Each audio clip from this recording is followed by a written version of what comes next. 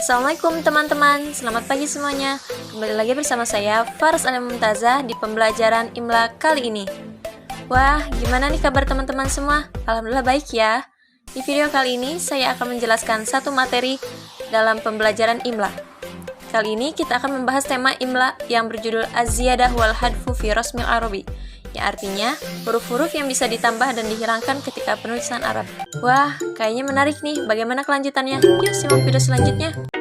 Di dalam pembelajaran tulis-menulis huruf Arab, perlu sekali kaitannya kita belajar mengenali berbagai hurufnya. Dengan begitu, pentingnya penulisan yang baik dan benar, perlu kiranya kita mempelajari berbagai macam pelajaran kitabah. Di dalam video ini, kita akan membahas tentang huruf yang ditambah dan yang dikurangi dalam sebuah kalimat. Dan dengan tujuan agar mengetahui huruf apa saja yang menjadi tambahan dan huruf apa saja yang dapat dibuang dalam sebuah kalimat tersebut.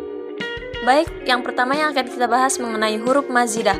Huruf mazidah itu ada 3, pada huruf alif, huruf wawu, dan huruf ha.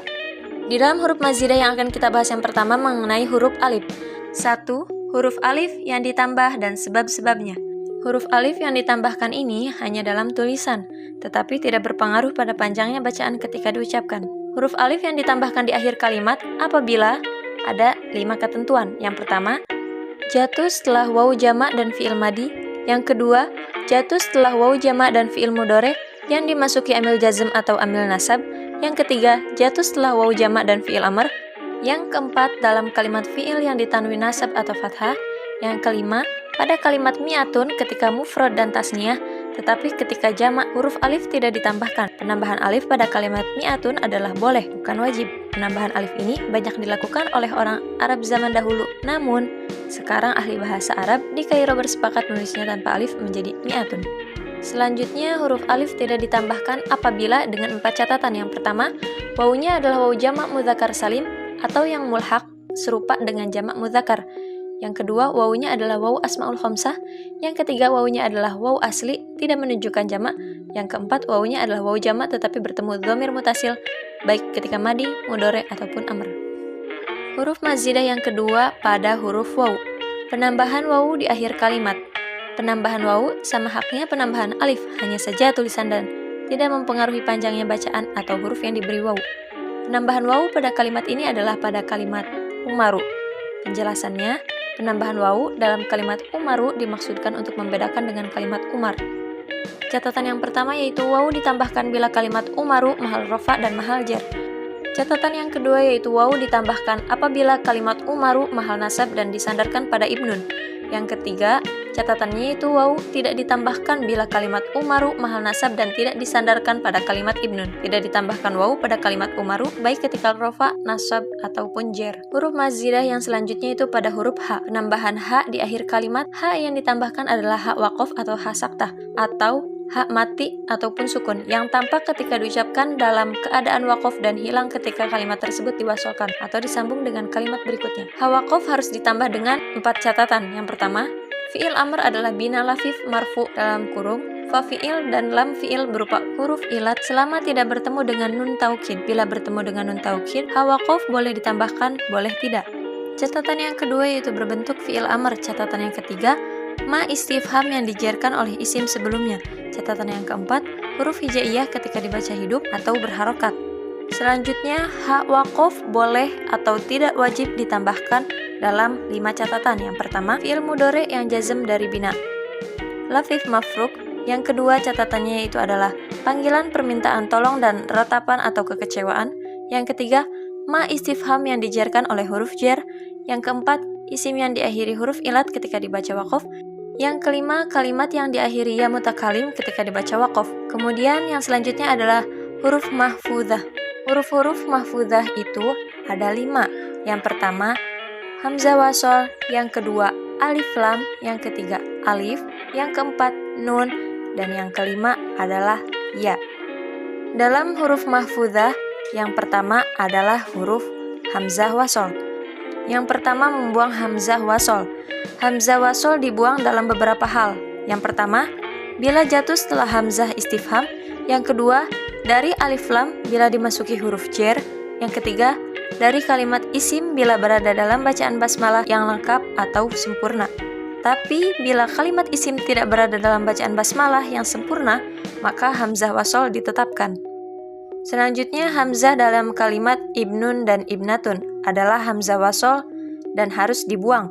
Yang pertama, catatannya adalah bila jatuh setelah hamzah istifham. Yang kedua, bila jatuh setelah huruf nida, contohnya ya. Yang ketiga, bila kalimat ibnun dan ibnatun dalam bentuk mufrad bukan tasniyah atau jamak, maka hamzah wasolnya ditetapkan. Yang keempat, bila kalimat ibnun dan ibnatun berada di antara dua alam atau nama dan tidak dipisah dengan kalimat lain. Tetapi bila dipisah dengan kalimat lain, maka hamzah wasol ditetapkan. Hamzah wasol ditetapkan dengan 3 ketentuan. Yang pertama, kalimat ibnun dan ibnatun berbentuk tasniyah atau jamak. Kedua, kalimat sebelum ibnun dan ibnatun adalah isim yang ditanwin. Yang ketiga, kalimat sebelum dan sesudah ibnun dan ibnatun bukan alam ataupun nama. Catatan, huruf ba dalam kalimat ibnun dan ibnatun harus disukunkan, baik ketika hamzah wasolnya dibuang atau ditetapkan. Pada kalimat ibnatun, ketika hamzah wasolnya dibuang, maka diperbolehkan mengganti ta marbutoh menjadi ta maftuhah. Yang kedua yaitu membuang pada alif lam. Huruf alif lam dibuang apabila berada pada 2 lam. Lam pertama adalah kalimat huruf baik yang berharokat kasroh ataupun yang berharokat fathah. Dan lam yang kedua adalah lam yang asli kalimat. Catatan yang pertama, alif lam dibuang apabila huruf lam masuk pada kalimat isim yang huruf awalnya lam dan isim itu sendiri dimakrifatkan dengan al. Contoh kalimatnya adalah lahwun. Huruf awalnya adalah lam, dan apabila dimakrifatkan dengan alif lam menjadi al-lahwi. Ketika dimasukkan huruf jer, maka alif lamnya dibuang. Catatan yang kedua, bila kalimat isim yang dimakrifatkan alif lam itu huruf awalnya bukan lam, maka ketika dimasuki lam, yang dibuang hanyalah hamzah wasolnya saja. Yang ketiga yaitu membuang alif. Dalam bab ini, yang dimaksud membuang alif adalah dalam penulisannya saja. Namun, dalam bacaannya tetap tidak dibaca panjang seakan-akan ada alifnya. Yang selanjutnya yaitu membuang nun. Yang dimaksud membuang nun dalam hal ini adalah mengidgomkannya. Huruf nun diidgomkan baik dalam penulisan maupun pengucapannya dengan 3 catatan. Yang pertama, huruf nun dari huruf jer, an, dan min selalu diidgomkan bila 2 huruf jer ini masuk pada ma istifham, ma zaidah, dan ma mausul. Yang kedua, huruf nun dari huruf in syarat selalu diidgomkan bila in syarat tersebut dengan ma zaidah dan la nafi. Yang ketiga, huruf nun dari huruf nasab an selalu diidgomkan bila setelah la nafi. Yang selanjutnya itu yang kelima, membuang ya. Huruf ya harus dibuang ketika berada dalam 3 ketentuan. Yang pertama, akhir isim mankus yang tidak dimudofkan dan tidak dimasuki alif lam.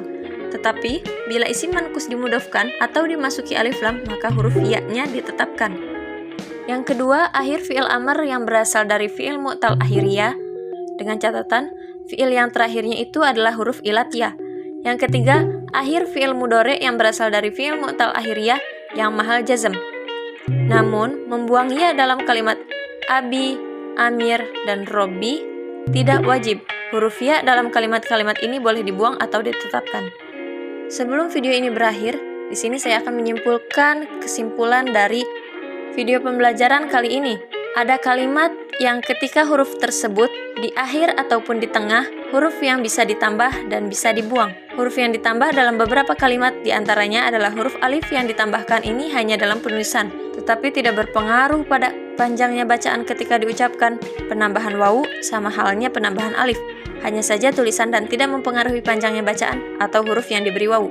Sekian video pembelajaran pada kali ini, kurang lebihnya saya mohon maaf. Semoga bermanfaat. Billahi taufiq wal hidayah. Wassalamualaikum warahmatullahi wabarakatuh. See you next time guys. Thank you for watching.